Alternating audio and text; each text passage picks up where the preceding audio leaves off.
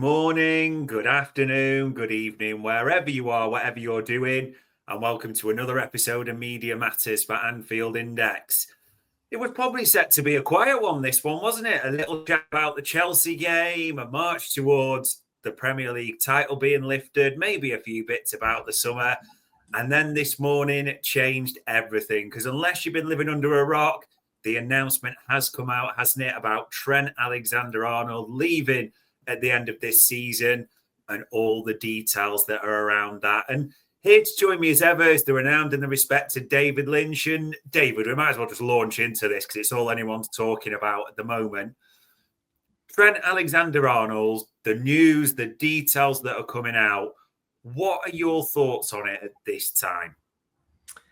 Yeah, I mean, not surprised, I'd say. Definitely not shocked. We felt this one was coming for a long while now. So, it's just, I guess now it's kind of confirmed is that, you have known it's coming for a while, but it's a little bit of sadness, I guess. A boyhood Liverpool fans come and a local lads come through the ranks and won absolutely everything at Liverpool. And ultimately he's decided he wants to go down a different route and try something new. And yeah, I think the main overriding emotion is disappointment about that from a Liverpool perspective, because he's a phenomenal player I've loved watching. He's been a big part of this club. He's got some iconic moments as well.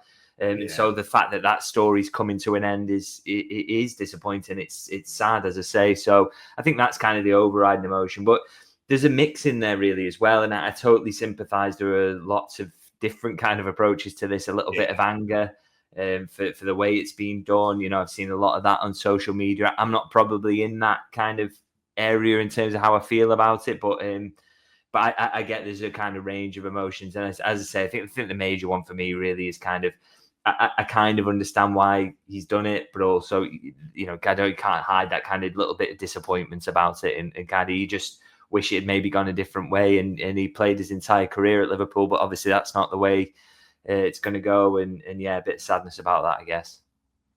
And it's understandable, as you said, people are going to feel very different about this. There isn't necessarily an absolute right or an absolute wrong. I suppose to maybe ask you a different question from what a lot of people are going to ask at the moment. Do you think in Arne Slot's mind, he's thinking, do I keep Trent in the lineup? Do I move him out? Do I give Conor Bradley a chance? How do you think Arne Slot is going to see this till the end of the campaign? Yeah, well, the timing's interesting as well, because it gives him that choice to make, really, in terms of, if he'd done it ahead of the final game of the season, which is kind of probably what I personally kind of expected, really. I thought he might do it then to say, this is going to be my farewell, my final game. It is a home game. We've won the title. I kind of thought that was going to be the approach, but to do it at this point, it does kind of throw the ball into Arne Slot's court, really, and say, well, look, what are you going to do now? And for me, and I said this in a couple of podcasts ago, I think, is that for me, now it's out there, then he absolutely has to start Conor Bradley for the remaining games. His job is to be the Liverpool manager. It's not to secure Trent the best possible send-off. And the best way to prepare Conor Bradley to be first choice right back next season is to give him, I know it's only 3 games, but it's 3 games more than he would have had otherwise. 3 different experiences, 3 games where he gets used to, building that relationship with Salah down the right-hand side, all these little things that will be helpful, getting used to how the back line move up a little bit more. And I know he's been around it. He's played a lot of games this season, but just every little helps in that regard. And for me, because Trent has confirmed it at this point, I think it's the ideal opportunity really to give Bradley a run. And I really do think that should be the approach, because I know, at any point that the title was in play in the last few games, you've got to play Trent because he's your best right back. But it isn't about that now. It's about looking forward and looking after Liverpool's future. And so I think the best way to do that is to play Conor Bradley. So I would hope that's the route that the manager goes down. Yeah, it will be interesting to see how it's played by the club as well. Although they've put that video out, haven't they, in terms of these last few games? We will wait and see. But casting our mind back to yesterday, there was a game against Chelsea. It didn't quite go our way, but without being too blasé, Liverpool were probably a bit still hungover for this one, weren't they, in all honesty?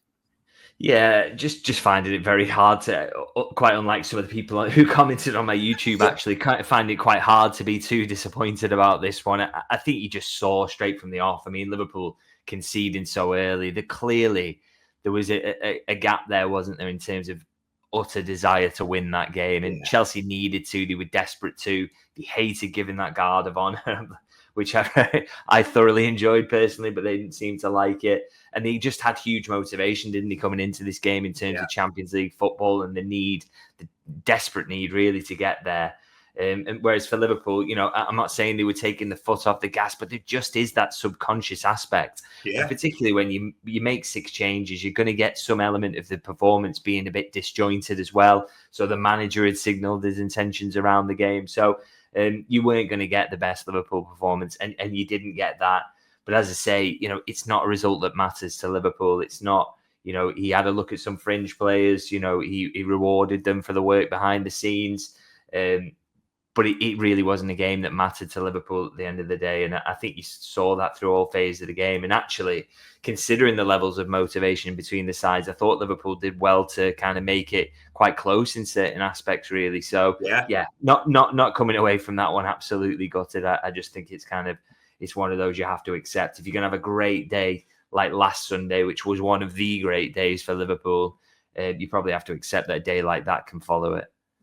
Yeah, always going to be that element of after the Lord Mayor's show. And I suppose in this one, there was quite a few auditions for a lot of players, it's fair to say. And you got to be careful always of over-analysing, but it is right to ask you about certain players because the man on the screen, Wataru Endo, I thought he was really good in this one, by the way. Yeah, I thought he was probably the best of the ones who came in, really. I thought he did a brilliant job. We've known this all season. He's just a top pro, isn't he? And he gives you more than people give him credit for as well, actually, because I made this point yesterday, really, that, kind of people joke about how good he is in terms of getting around, kicking people, that fouls per 90 statistic and all those things and his tackles. And I think he wins, is it 4 out of 5 duels yesterday, maybe 2 out of 3 tackles as well. So it gives you all that you would kind of expect there and helps Liverpool. Actually, they did dominate the midfield battle. They had complete control of possession for the majority of the game, really. And the only aspect they didn't control was maybe the Chelsea counters. But I thought they controlled the midfield, and I thought Endo was a big part of that. But I also loved, on top of how combative he is, which is what we expect from him, he was really good in kind of punching the ball through the lines and some neat little passes under pressure. Sure. So, he's an underrated footballer for me, really, and which is, why I've been a little bit disappointed he hasn't featured slightly more, because I think Gravenberch's the one player I'd say has actually touched some fatigue at times this season, because this is his longest ever season. And you've got a very capable backup there in Endo, who is not some absolute kind of clogger who's incapable of moving the ball. So he maybe did deserve to start a little bit more this season. So, but it was good to see him get a start yesterday and kind of remind everyone that he's a very good footballer. Yeah, absolutely. He is a good footballer. People just forget that ultimately. We'll see what happens with him in the summer. And I suppose the other 2 players that drew the most headlines or comments, and it's right to ask you about these individually. Harvey Elliott has been a great sub, capable of great moments for Liverpool at certain times and had a real impact, but it just didn't happen from the start for him yesterday, did it? Yeah, really disappointing performance, really. He was one of those I was kind of looking forward to seeing coming into the team, and it just didn't work for him, did he? He just kind of looked, he didn't do much in the defensive aspect, which you kind of expect, but it's in possession. You just want a lot more from him than you got. He was kind of tentative, didn't really make anything happen, didn't create a chance.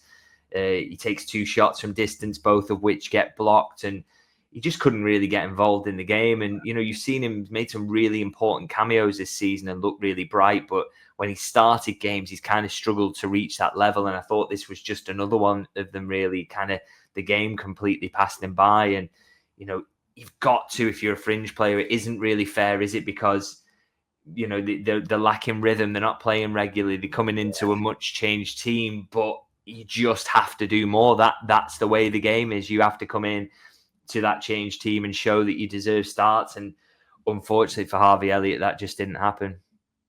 Yeah, it's just almost, it's like you say, it's a fringe players in, there's a bit of rotation, but you did feel like it really had to be an opportunity taken. It'll be interesting to see how many more, if any, come before the end of the season. And I suppose the other player that I don't want to be too harsh on Jarell Quansah. He just seems very unlucky more than anything whenever he plays at the moment. But another one, did almost that last gasp penalty giveaway punctuate that performance a little bit?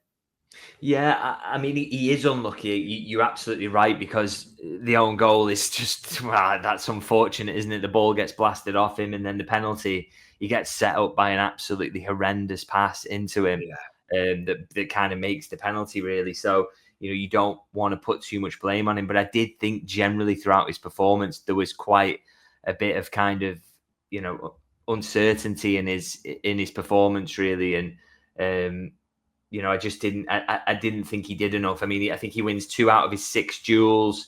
He doesn't. I think he doesn't complete 4 long pass attempts that he tries, so he's a bit uncertain in possession as well. There's the one where he gets the yellow card before the own goal happens, where he loses possession, overruns it, and then dives in and kind of. Yeah. It's one of those challenges would have been fine kind of 15 years ago, but not now. And it was desperation, really, because he'd lost the ball. And I think that kind of summed up his performance, really. As much as he's very unlucky around the key moments that go wrong for him, he also just wasn't very good, generally speaking. So, again, it's another one where if you're coming in, you've got to grasp your chance, and he didn't really do that. No, it didn't feel that way. And it'll be interesting to see what happens in the summer. And the 2 forwards, I mean, there's no doubt Darwin Núñez is leaving this summer, and that let's call it a defensive header late on, probably punctuated that. But Diogo Jota again, and these are my words on this, just it almost feels like he's declining or diminishing every performance I watch of his at the moment. It's so clear why we want a number 9, but those 2, it just looks bad at the moment, doesn't it? Yeah, it wasn't great. With Jota, it's a little bit of a concern, because obviously I know he's missed a lot of football, but he's not even really sniffing out chances these days either, is he? Which was kind of his bread and butter. He's not going to be an absolutely world-class kind of hold-up player for you in that centre-forward position, but he's just offering so little at the moment, really. And I mean, that speaks to Liverpool's options in that centre-forward role, that he's still getting starts there, to be honest. So, it's a big issue, and it's, again, it's kind of one that there's so many in that front line that are in doubt, and Jota's kind of added to it with how his season's gone. It was a really poor performance, and he's put in quite a few, really, since he's been back to full fitness. Yeah, it does seem that almost Everton game was the outlier, but will we see a Diogo Jota like that in the future? It is hard to ask. And I don't want to be too harsh on this player, because I'm a massive Curtis Jones fan, and he struggled with rhythm, but he'll want to forget this one quickly as well, won't he? Yeah, he was really poor. I didn't really kind of focus on him in my post-match, because I don't really see him as one of the fringe players who needed to prove a point. He's played an awful lot this season, and he's been largely very good in a team that's won the league. So you don't want to be overly harsh on him. But, I mean, that was pretty shocking yesterday. I mean, he just would not let go of the ball for some reason, where, in moments when it needed to be moved quickly. And that's a criticism we've had of him in the past, but it would just seem to go into overdrive yesterday. And I thought he was just sloppy, and just didn't play well, made some poor decisions as well. But again, he's another one where it was a different situation to Quansah and Elliott. He didn't necessarily need to prove a point, to be honest. So, I don't think it was as important for him in terms of his standing in the squad, but obviously it was a very poor performance as well, perhaps poorer than those 2. So, not one he'd want to repeat anytime soon. Yeah, one to quickly put behind him. And we should end talking about this game on positives, because there were a few. I mean, Maka comes on, brilliant assist, makes a difference straight away. Van Dijk's header, Endo, as we mentioned, the travelling cop at the same time as well. There were still a few positives. That's why Slot seemed relaxed afterwards.